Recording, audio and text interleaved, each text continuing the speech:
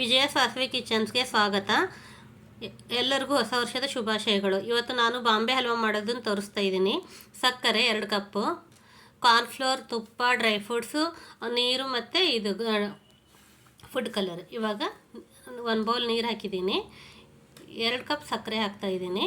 ಅದು ಸಕ್ಕರೆ ಕರಗಿಸ್ಬೇಕು.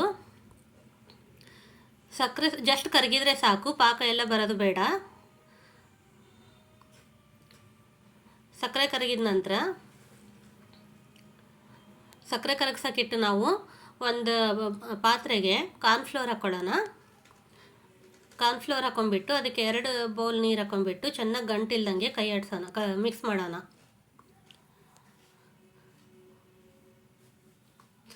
ಕೈಲಾದರೂ ಅಥವಾ ಸ್ಪೂನ್ ಆದರೂ ಯಾವುದಾದ್ರೂ ತೊಗೊಳ್ಳಿ. 2 ಬೌಲ್ ನೀರು ಹಾಕಿ 1 ಬೌಲ್ ಕಾರ್ನ್ಫ್ಲೋರ್ಗೆ 2 ಬೌಲ್ ನೀರು ಹಾಕ್ಬಿಟ್ಟು ಮಿಕ್ಸ್ ಮಾಡಬೇಕು. ಒಂಚೂರು ಗಂಟಿಲ್ದಂಗೆ ಮಿಕ್ಸ್ ಮಾಡಬೇಕು.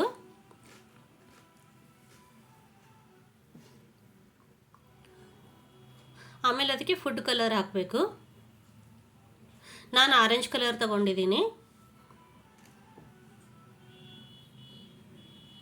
ಆರೆಂಜ್ ಕಲರ್ ಹಾಕಿಬಿಟ್ಟು ಮಿಕ್ಸ್ ಮಾಡಿ.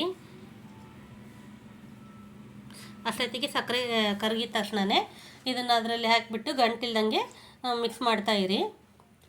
ಒಂದು ಸ್ವಲ್ಪನೂ ಕೈ ಬಿಡಬಾರ್ದು, ಮಿಕ್ಸ್ ಮಾಡ್ತಾನೆ ಇರಬೇಕು.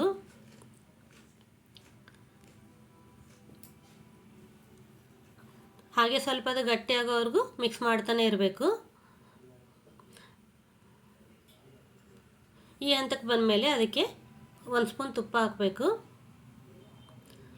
ಇದಕ್ಕೆ ಟೋಟಲ್ ಆಗಿ ಒಂದು 4 ಸ್ಪೂನ್ ತುಪ್ಪ ಹಿಡಿದಿದೆ. ಇದು ಈ ಹಂತಕ್ಕೆ ಬಂದ ನಂತರ ಇದಕ್ಕೆ ಡ್ರೈ ಫ್ರೂಟ್ಸ್ ಹಾಕಬೇಕು. ಬಾದಾಮಿ, ಗೋಡಂಬಿ ಮತ್ತು ಪಿಸ್ತಾನ ಸಣ್ಣಗೆ ಪೀಸ್ ಮಾಡಿ ತಗೊಂಡಿದ್ದೀನಿ. ಹಾಗೆ ಇನ್ನು ಮಿಕ್ಕಿರುವಂಥ ಎಲ್ಲ ತುಪ್ಪನೂ ಅದಕ್ಕೆ ಹಾಕಿಬಿಟ್ಟು ಚೆನ್ನಾಗಿ ಮಿಕ್ಸ್ ಮಾಡಿ.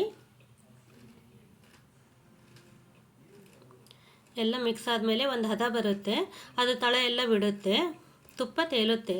ತಳ ಎಲ್ಲ ಫುಲ್ ಬಿಟ್ಟ ನಂತರ ಅದನ್ನು ನಾವು ಕೇಕ್ ಮೋಲ್ಡ್ ನಿಮ್ಮ ಹತ್ರ ಇದ್ದರೆ ಕೇಕ್ ಮೋಲ್ಡ್ಗೆ ಹಾಕ್ಬೋದು. ಕೇಕ್ ಮೋಲ್ಡ್ ಇಲ್ಲ ಅಂದರೆ ಮನೇಲಿ ಒಂದು ರೌಂಡ್ ಶೇಪ್ ತಟ್ಟೆನೋ ಸ್ಕ್ವೇರ್ ತಟ್ಟೆನೋ ಯಾವುದಾದ್ರೂ ಇದ್ರೂ ಪರವಾಗಿಲ್ಲ. ಆ ತಟ್ಟೆಗೆ ನಾವು ಹಾಕಬೇಕಾಗತ್ತೆ.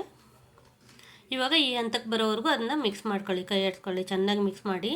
ಈ ಹಂತಕ್ಕೆ ಬಂದ ನಂತರ ಒಂದು ತಟ್ಟೆಗೆ ಎಣ್ಣೆ ಅಥವಾ ತುಪ್ಪ ಎರಡರಲ್ಲಿ ಯಾವುದಾದ್ರೂ ಒಂದನ್ನು ಹಾಕಿಬಿಟ್ಟು ಸವರಬೇಕು.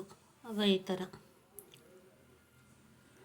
ಅದು ಎಲ್ಲ ಪೂರ್ತಿ ಸವರಿದ ಮೇಲೆ ಅದಕ್ಕೆ ಮಾಡಿಟ್ಟಿರೋ ಹಲ್ವಾನ ಹಾಕಬೇಕು.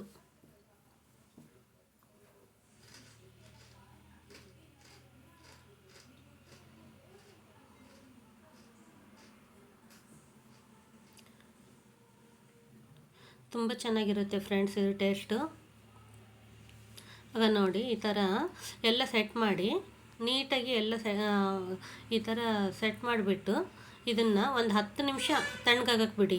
ಯಾವುದೇ ಕಾರಣಕ್ಕೂ ಫ್ರಿಡ್ಜಲ್ಲಿ ಮಾತ್ರ ಇಡಬೇಡಿ, ಹಾಗೆ ತಣ್ಣಗಾಗೋದಕ್ಕೆ ಬಿಡಿ. 10 ನಿಮಿಷ ಬಿಟ್ಟ ನಂತರ ಒಂದು ಚಾಕು ಸಹಾಯದಿಂದ ಈ ಥರ ಸ್ಕ್ವೇರ್ ಆಗಿ ಕಟ್ ಮಾಡಿ.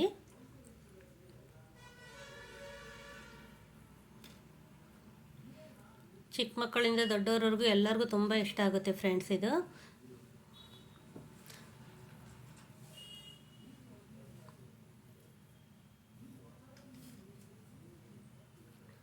ನೋಡಿ ಯಾವ ಥರ ಬರುತ್ತೆ ಅಂತ. ನಾವು ಯಾವ ಥರ ಶೇಪ್ ಕಟ್ ಮಾಡ್ತೀವೋ ಅದೇ ಥರ ಬರುತ್ತೆ. ಆಗ ನೋಡಿ ಹೆಂಗೆ ಸ್ಮೂತಾಗಿ ಮಿದುವಾಗಿ ಎಷ್ಟು ಚೆನ್ನಾಗಿ ಬಂದಿದೆ ಅಲ್ವಾ. ನೋಡಿ friends, thank you for watching.